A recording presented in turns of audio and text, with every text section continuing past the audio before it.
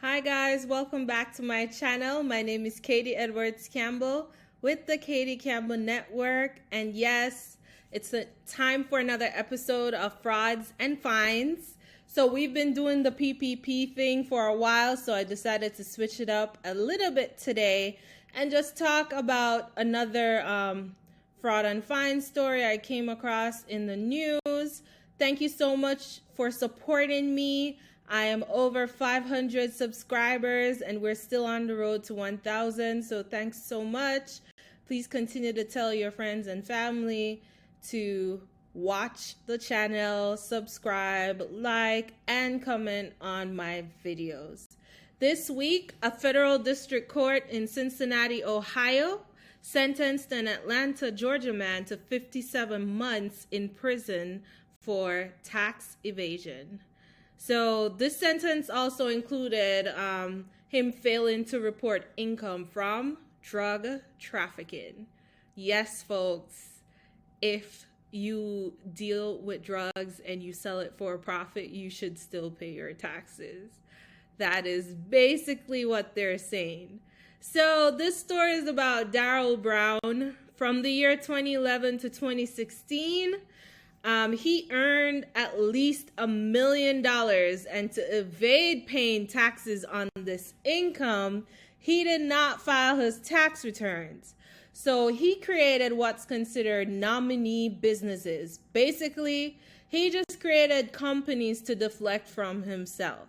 So he opened like bank accounts, lines of credit.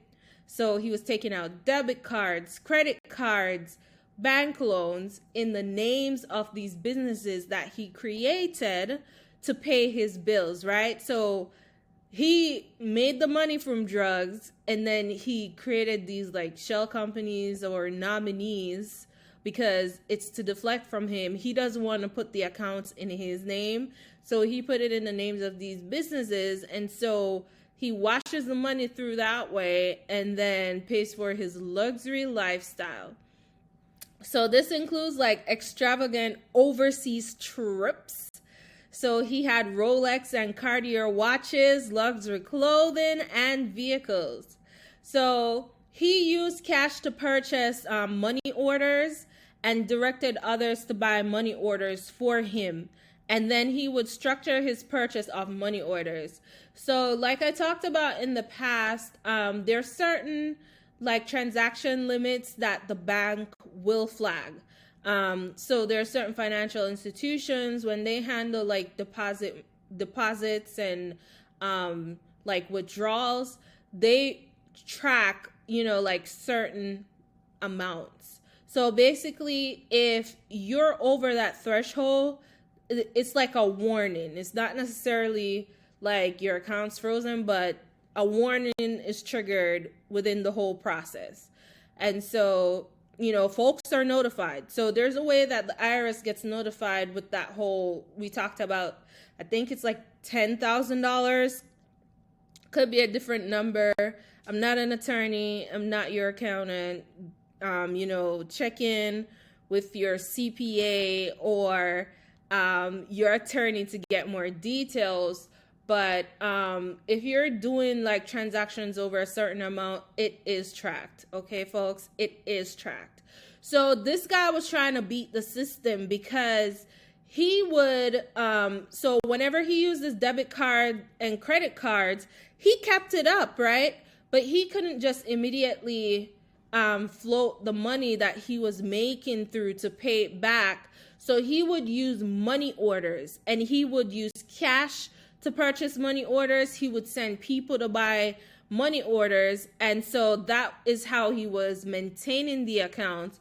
But obviously, there are checks and balances that are set up. So these money order locations probably flagged him because on the same day, he was doing so many transactions at different money order locations to just kind of deflect and not like trigger the IRS reporting system that was in place, right?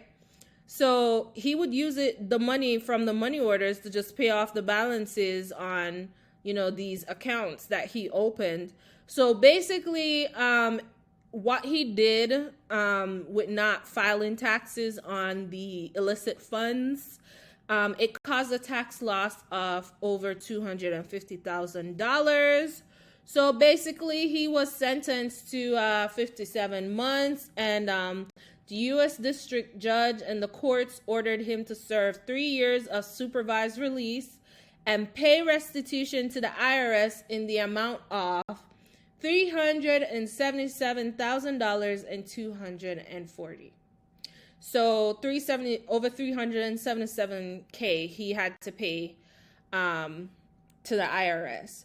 So basically, this story is just a cautionary tale for our fellow structurers out there. If you structure your payments, be careful. Get information from your attorney, your CPA. Just get yourself informed. Make sure you're doing everything above the law so that you don't get into any of these situations. But yeah, this week was just about Darryl Brown, and he made $1 million during drug trafficking, and he didn't file his tax returns for about 5 years, and they caught up to him. They were like, that money's illegal, but we still need our taxes, sir. Yeah, pretty much. So thank you so much for watching. Don't forget to like, comment, share, and subscribe. I'll see you later.